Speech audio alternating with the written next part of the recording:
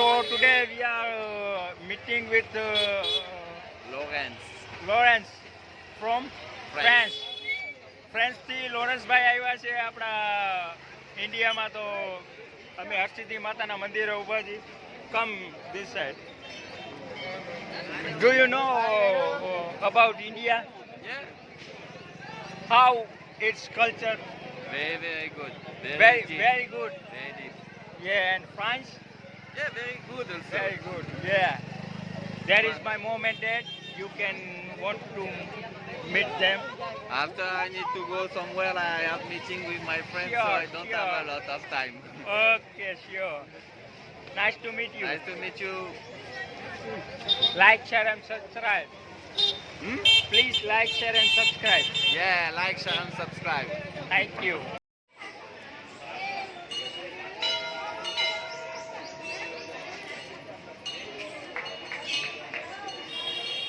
તો ફાઇનલી ભાઈ વાગી ગયા છે 9:55. અમે આવી ગયા છીએ અહીંના ફેમસ એવા પૌવા ખાવા. એટલે ઇન્દોરી પૌવા બહુ ફેમસ છે. એટલે નાસ્તો સવારમાં હવે કરી લઈ. ચા મંગાવી, પૌવા છે, બહુ મજા આવશે. હાલો તમે બધા નાસ્તો કરવા. ઇન્દોરી પૌવા આવો, ફેમસ ઇન્દોરી પૌવા.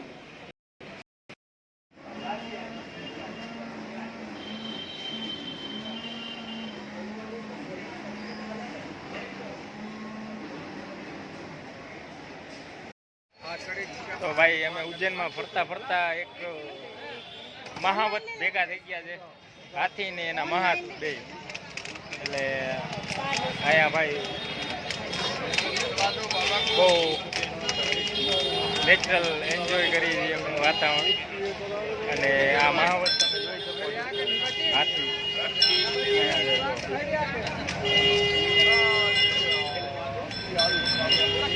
એવડો હાથી જો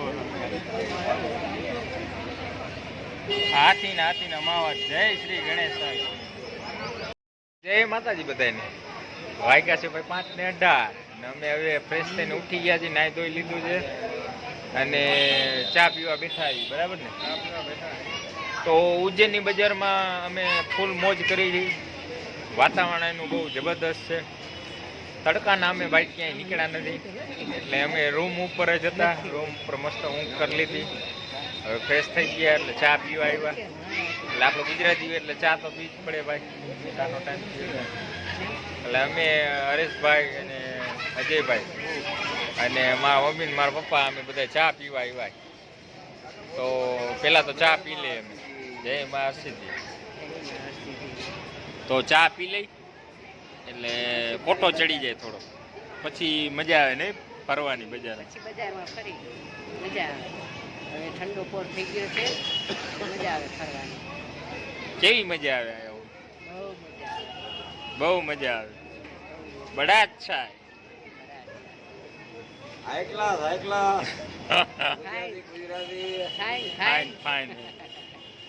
Fine, fine નહીં, મજામાં મજામાં. નો ફાઇન, મજામાં. આપણું તો સપનું પૂરું થઈ ગયું એમ કહેવાય નહીં? કીધું ને આવું આવું કરતા હતા. 10 વર્ષથી આવું આવું કરતા હતા. માતાજી હુકમ કર્યો આવ્યા. આજે એક આપણને યાદ આવી જાય છે કે હરસિદ્ધિ તારું સપનું પૂરું કરશે કરશે. મારે હરસિદ્ધિ તારું સપનું પૂરું કરશે. તારું લાખોમાં પગાર. એની કેવી જોઈને દુનિયા કરશે રે સલામ સલામ સલામ.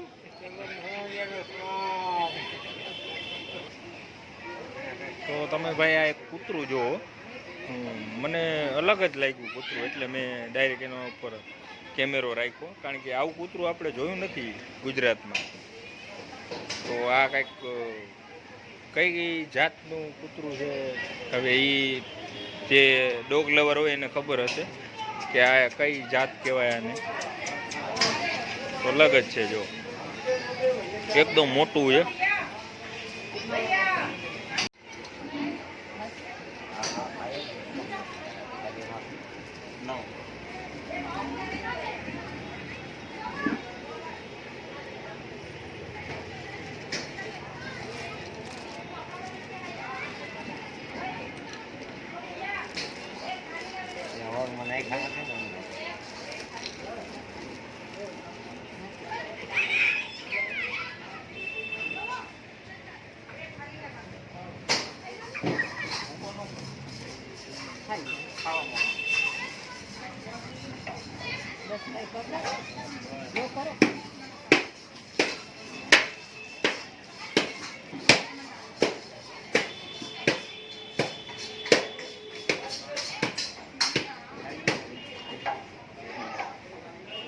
મસ્ત આવી ગયો.